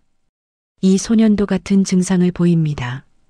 남들이 못 맡는 냄새를 맡고 온도 변화에 민감하고 방안이 조용해졌습니다. 최명은이 강민호를 똑바로 봤습니다. 눈을 가늘게 떴어요. 애야, 넌 몇 살이니? 12살이요. 태어난 곳은? 모르겠어요. 기억이 안 나요. 폐공장에서 춘복 할아버지가 저를 발견했대요. 그때 제가 2~3살쯤이었대요. 최명은의 입이 벌어졌습니다. 그럼 13년 전 은재가 사라진 그 시기 형사가 말했습니다. 회장님, DNA 검사를 해보면 확실히 알 수 있습니다. 지금 당장 해주세요. 최명은의 목소리가 떨렸습니다. 이틀이 지났습니다.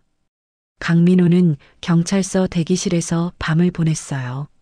최명은도 집에 가지 않고 기다렸습니다. 긴급 검사 결과가 나왔어요. 형사가 종이를 들고 들어왔습니다. 표정이 심각했어요. 확인됐습니다. 형사가 최명은을 봤습니다. 강민호, 이 소녀는 최은재 씨의 아들입니다. 침묵이었습니다. 아무도 말하지 않았어요. 시간이 멈춘 것 같았습니다. 최명은이 강민호를 봤습니다. 눈에서 눈물이 쏟아졌어요. 손자, 내 손자. 형사가 설명했습니다. 이제 모든 게 명확합니다. 13년 전 최은재 씨는 누군가와 사랑에 빠졌습니다. 아이가 생겼죠. 하지만 반대를 받았습니다. 그래서 폐공장으로 도망쳤습니다. 최명은이 고개를 숙였습니다. 은재가 나한테 말했었어요. 사랑하는 사람이 생겼다고. 근데 난 반대했어요. 집안 체면 때문에. 내가 내 아들을 쫓아낸 거예요. 형사가 계속 말했습니다. 그리고 폐공장에서 아이를 키우려 했습니다. 하지만 무언가 위험한 상황이 생겼습니다. 최은재 씨는 사라졌고 아이만 남았습니다. 강민호는 멍했습니다. 자신의 아버지가 은재였어요. 그리고 할머니가 최명은이었습니다. 그래서 목도리가 차갑게 느껴진 거예요. 형사가 강민호를 봤습니다. 네, 민호군, 너는 아버지의 유전적 체질을 물려받았어. 섬유의 화학 변화를 남들보다 몇 배 더 민감하게 느끼는 거야. 그래서 독성 코팅된 목도리를 즉시 알아챘던 거야. 강민호는 자신의 손을 봤습니다. 아버지, 나한테 이 능력을 준 거야. 그리고 냄새도 마찬가지야. 금속 냄새를 맡았다고 했지? 그것도 너의 예민한 후각 때문이야. 모든 복선이 하나로 이어졌습니다. 차가운 목도, 민호의 유전된 촉각 금속 냄새, 민호의 유전된 후각 빈민가, 실밥, 은재가 살던 흔적 햇빛 변색 코팅된 은재의 목도리, 이니셜 이제이, 은재의 서명. 그럼 설인 씨는 어떻게 목도리를 손에 넣은 거죠? 강우가 물었습니다. 형사가 윤설인을 봤습니다. 부인, 이제 말씀하시는 게 좋겠습니다. 윤설이는 고개를 숙였습니다. 한참 후에 입을 열었어요. 폐공장에서 찾았어요. 6개월 전에요.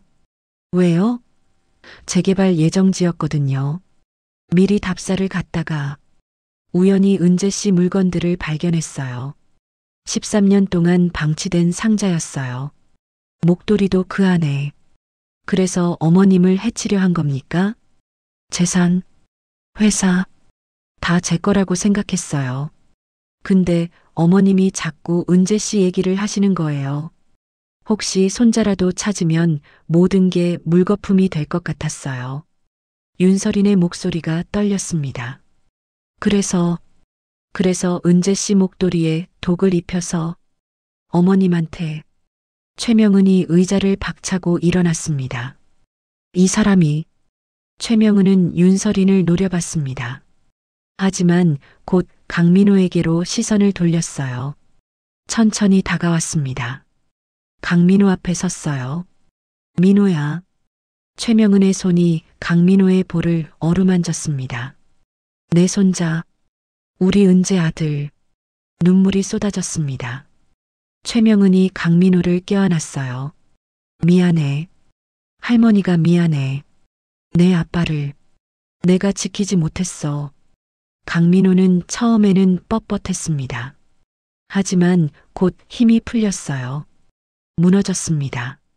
할머니. 강민호도 눈물을 흘렸습니다. 왜 우는지 알 수 없었어요. 하지만 눈물이 멈추지 않았습니다. 아버지, 저 혼자가 아니었어요. 가족이 있었어요. 그래서 제가 할머니를 구한 거예요. 아버지가 저한테 준 능력으로. 아버지, 고마워요. 강민호의 가슴 속에서 따뜻한 것이 퍼졌습니다. 외로움이 녹아내렸어요. 처음으로 느끼는 감정이었습니다. 나는 사랑받는 아이였구나. 최명은이 강민호를 더 세게 안았습니다. 이제 할머니가 지켜줄게. 다시는 혼자 두지 않을게. 강민호는 최명은의 품에서 울었습니다. 12년 동안 참았던 눈물이 쏟아졌어요. 가족. 처음으로 진짜 가족을 만났습니다. 며칠이 지났습니다. 윤설이는 구속됐어요. 강우도 은재 실종에 대한 방조 혐의로 조사받고 있었습니다. 최명은의 집이었습니다. 강민호는 처음으로 제대로 된 방에서 잠을 잤어요. 폭신한 침대였습니다. 따뜻한 이불이었어요. 아침이 됐습니다. 최명은이 직접 아침을 차려줬어요. 민호야, 많이 먹어. 그동안 얼마나 굶었니? 고맙습니다, 할머니. 강민호는 밥을 먹으며 눈물이 났습니다. 이런 대접을 받아본 적이 없었어요. 식사 후 최명은이 말했습니다. 민호야, 이제 모든 걸 정리해보자. 내가 이해할 수 있게. 최명은은 목도리를 꺼냈습니다. 경찰이 증거 조사를 마치고 돌려준 거였어요. 이 목도리는 내 아빠 은재가 13년 전에 만든 거야. 손수 짰어. 섬유에 예민했거든. 시중에 파는 건 목이 따갑다고 했지. 아빠가 직접 만드셨어요? 응. 정성껏 만들었어. 그리고 안쪽에 자기 이니셜을 수놓았지. 이제이, 최은재. 최명은이 이니셜 부분을 보여줬습니다. 그래서 내가 이 목도리를 잡았을 때 차갑게 느낀 거야. 설인이가 화학물질을 입혔거든. 보통 사람은 못 느껴. 하지만 너는 아빠 체질을 물려받았어. 그래서 행사 시작 전부터 이상함을 감지했던 거지. 그날 아침, 넌 서린이가 목도리를 전달하는 걸 봤잖아. 그때 이미 냄새를 맡았고, 네, 금속 냄새가 났어요. 일반 사람은 못 맡아. 하지만 너는 아빠처럼 예민한 후각을 가졌어. 그래서 즉시 알아챈 거지. 그랬구나. 강민호는 자신의 손을 봤습니다. 금속 냄새도 마찬가지야. 너의 예민한 코 때문에 맡을 수 있었던 거야. 독성 섬유에서 나는 화학 반응을요. 최명은이 실조각을 꺼냈습니다. 강민호가 주머니에 넣고 다니던 거였어요. 이 실조각도 같은 목도리에서 나온 거야. 은재가 폐공장에서 살 때 해진 부분이겠지.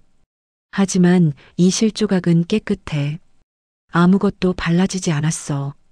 그래서 냄새도 안 나고 변색도 안 됐던 거야. 서린이가 발견한 건 은재의 목도리 본체였어. 그걸 가져가서 독을 입힌 거지.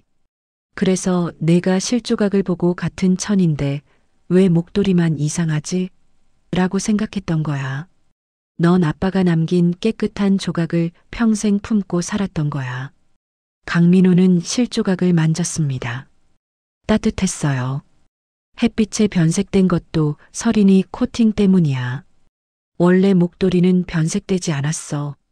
하지만 독성 물질이 자외선과 반응하면서 붉게 변한 거지. 그럼 모든 게 아빠 목도리 때문이었어요? 맞아. 그리고 내가 아빠 아들이라서 구할 수 있었던 거야. 유전된 감각으로. 최명은이 강민호를 안았습니다. 은재가, 내 아빠가 너를 통해 날 구한 거야. 고마워, 민호야. 강민호는 또 울었습니다. 아버지를 만난 적은 없지만 아버지의 사랑을 느낄 수 있었어요. 할머니, 아빠는 어떤 분이셨어요? 최명은은 앨범을 꺼냈습니다. 은재의 사진들이 있었어요. 따뜻한 아이였어. 널 정말 사랑했을 거야. 위험한 상황에서도 널 지키려고 했을 거고. 왜 아빠는 사라지신 거예요? 그건 아직 정확히 모르겠어. 경찰이 계속 조사 중이야. 하지만 분명한 건 은재는 널 사랑했다는 거야. 강민호는 사진 속 은재를 봤습니다. 자신과 닮았어요. 눈매가 특히 비슷했습니다. 폐공장에서 발견된 종이 조각 기억하지? 은재 이름 적힌 거. 네. 그것도 아빠가 남긴 흔적이야. 너를 위해 뭔가 기록하려 했던 것 같아. 하지만 다 쓰지 못했지. 최명은의 목소리가 잠겼습니다. 그리고 목도리에 수놓아진 글자 말이야. 그게 이니셜이라는 거야. 사람 이름의 첫 글자를 딴 거지. 아. 강민호는 이제 이해했습니다. 이는 은재 이후엔 제이는 제제이. 아빠가 직접 수놓으신 거야. 자기 이름을. 그렇구나. 이제 모든 퍼즐이 맞춰졌어. 차가움, 냄새, 실밥, 변색, 그 글자. 전부 너와 은재를 이어주는 거였어. 강민호는 고개를 끄덕였습니다. 이제 이해됐어요. 모든 게 명확해졌습니다. 민호야. 네, 할머니. 이제 우리 가족이야. 할머니가 너를 입양할 거야. 공식적으로 우리 가족이 되는 거지. 강민호의 눈에서 눈물이 또 흘렀습니다. 가족. 제가 가족이 있어요? 그럼 이제 혼자가 아니야. 최명은이 강민호를 꼭 안았습니다. 창밖으로 햇빛이 쏟아졌습니다. 따뜻한 햇빛이었어요. 강민호는 처음으로 행복을 느꼈습니다. 아빠, 제가 할머니를 만났어요. 이제 혼자가 아니에요. 은재의 목도리는 테이블 위에 놓여 있었습니다. 햇빛을 받아 부드럽게 빛나고 있었어요. 아버지의 사랑이 아들을 지켰고 아들이 할머니를 구했습니다. 기적 같은 이야기였어요. 하지만 진짜 기적이었습니다. 일주일이 지났습니다. 법원에서 최명은의 보호자 신청이 받아들여졌어요. 강민호는 공식적으로 최명은의 손자가 됐습니다. 민호야, 이제 내 이름은 최민호야. 우리 가족이 된 거야. 최명은이 서류를 보여줬습니다. 강민호는 자신의 새 이름을 봤어요. 눈물이 났습니다. 할머니, 고맙습니다. 고맙긴 당연한 거지. 강우가 찾아왔습니다. 어머니 앞에 무릎을 꿇었어요. 어머니, 정말 죄송합니다. 형을 외면했던 제가 잘못했습니다. 최명은은 한참을 아들을 내려다봤습니다. 그리고 한숨을 쉬었어요. 강우야, 내가 그때 도왔다면 은재가 살았을지도 몰라. 하지만 이미 지나간 일이야. 넌 속죄하며 살아야 해. 네, 어머니. 강우는 고개를 숙였습니다.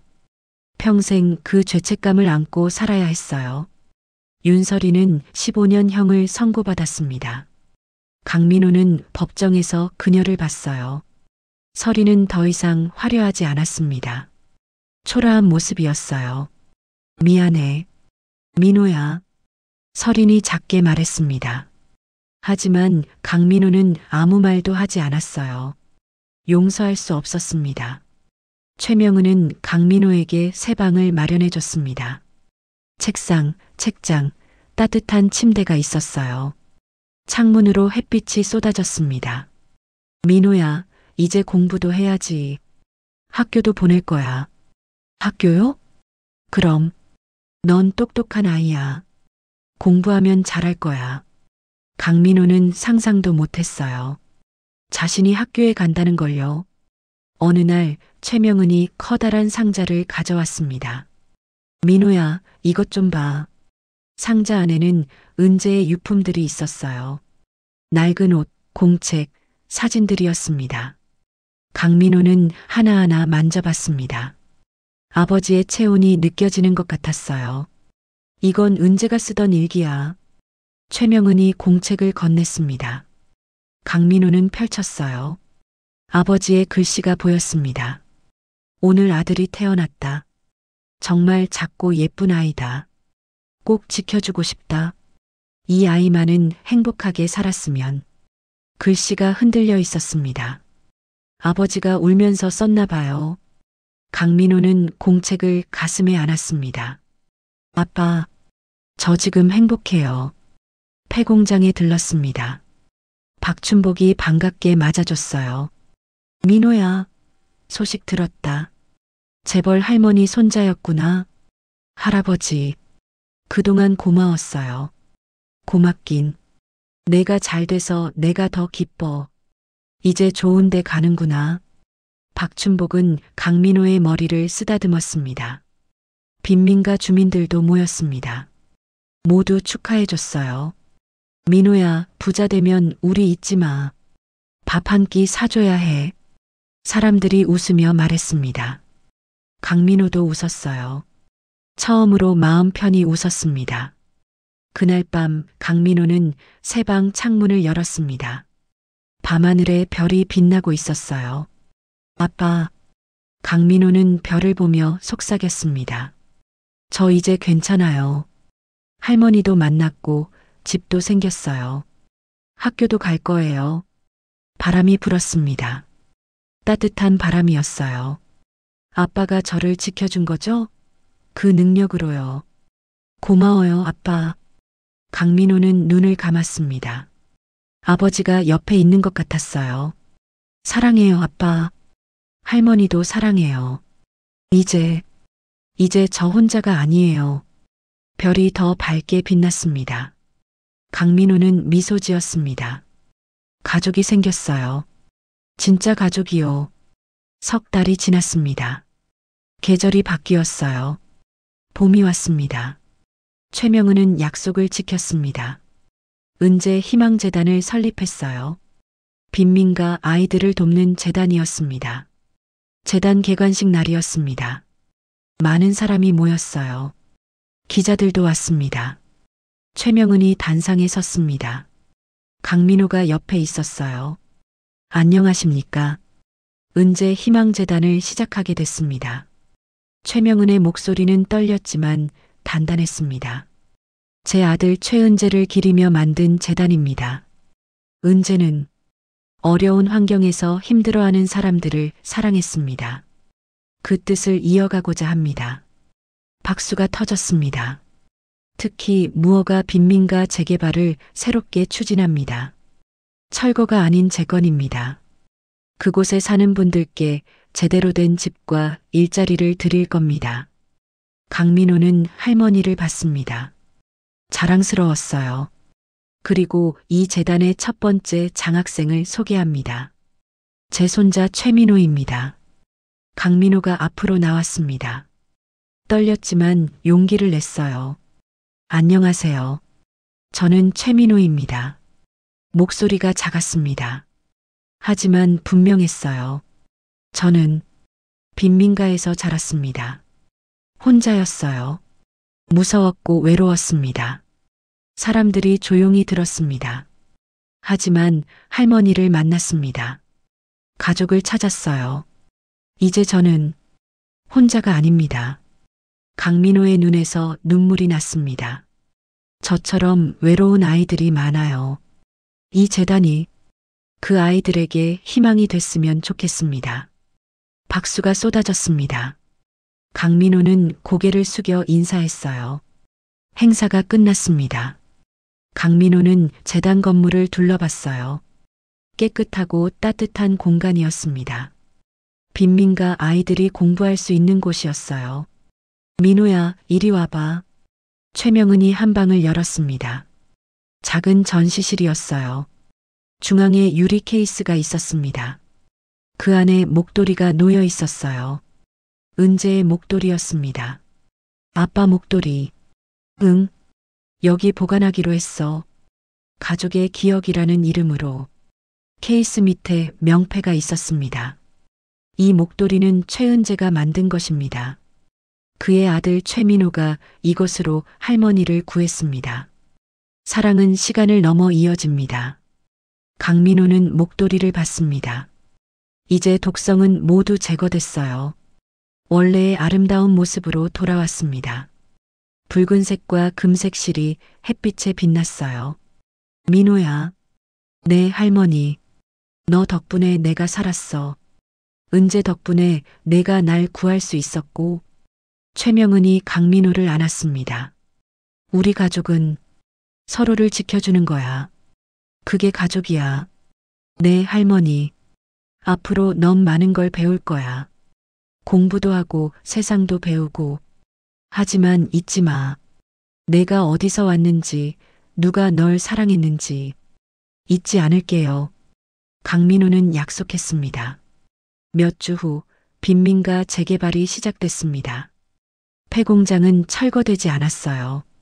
리모델링 됐습니다. 깨끗한 공동주택으로 바뀌었어요. 박춘복도 새 집을 받았습니다. 민호야, 이 집 봐라. 수도도 나오고 화장실도 있어. 할아버지, 다행이에요. 다 내 덕분이야. 고맙다, 민호야. 강민호는 학교에 다니기 시작했습니다. 처음엔 어색했어요. 하지만 점점 적응했습니다. 친구도 생겼어요. 매일 아침 최명은이 도시락을 싸줬습니다. 민호야, 오늘은 내가 좋아하는 계란말이 넣었어. 고맙습니다, 할머니. 학교 잘 다녀와. 할머니가 여기서 기다릴게. 강민호는 학교에 갔습니다. 가방을 메고 걸어가는 모습이 당당했어요. 더 이상 국어라는 아이가 아니었습니다. 저녁이면 최명은과 함께 식사했습니다. 둘이서 이야기를 나눴어요. 오늘 학교에서 뭐 배웠어? 과학 시간에 온도에 대해 배웠어요. 선생님이 제가 대답을 잘한다고 칭찬하셨어요. 역시 우리 민호 똑똑해. 최명은은 자랑스러워했습니다. 할머니, 저 궁금한 게 있어요. 뭐니? 아빠는 어떻게 사라지신 거예요? 정말 사고였나요? 최명은의 표정이 어두워졌습니다. 경찰이 아직 조사 중이야. 확실한 건 모르겠어. 하지만 하지만요, 은재는 널 지키려 했어. 끝까지. 그게 확실해. 강민호는 고개를 끄덕였습니다. 여름이 왔습니다. 재단 1주년 기념일이었어요. 강민호는 성적표를 받아왔습니다. 전 과목 우수였어요. 할머니, 봐요. 어머, 우리 민호 정말 잘했네. 최명은이 강민호를 안아줬습니다. 이제 중학교 가는 거야. 시간 참 빠르다. 할머니, 저 나중에 크면 재단 일 도와드릴게요. 그래. 고마워, 민호야. 아빠처럼 어려운 사람들 돕고 싶어요. 최명은은 눈물을 닦았습니다. 은재가 들으면 정말 좋아할 거야. 그날 밤 강민호는 아버지 일기를 또 펼쳤습니다. 마지막 페이지를 봤어요. 내 아들아, 미안하다. 아빠가 너를 제대로 지켜주지 못할 것 같다. 하지만 기억해라. 아빠는 널 정말 사랑한다. 내가 자라서 이 글을 읽는다면 행복하길 바란다. 그게 아빠의 유일한 소원이다. 강민호는 일기를 덮었습니다. 아빠, 저 지금 행복해요. 아빠 소원 이뤄졌어요. 창밖에 별이 빛났습니다. 강민호는 미소 지었습니다. 가족의 사랑은 시간도 죽음도 넘어선다는 걸 알았어요. 아버지가 남긴 유산은 재산이 아니었습니다. 사랑이었어요. 그 사랑이 강민호를 지켰고 할머니를 구했고 많은 사람을 도왔습니다. 강민호는 그 사랑을 이어갈 겁니다. 평생요. 오늘의 사연은 여기서 마무리합니다. 마음속에 전하고 싶은 이야기가 있으시다면 댓글에 남겨주세요. 지금까지 동백 사연이었습니다. 더 좋은 사연으로 다시 찾아뵙겠습니다. 오늘도 건강하시고 행복한 하루 보내시기 바랍니다.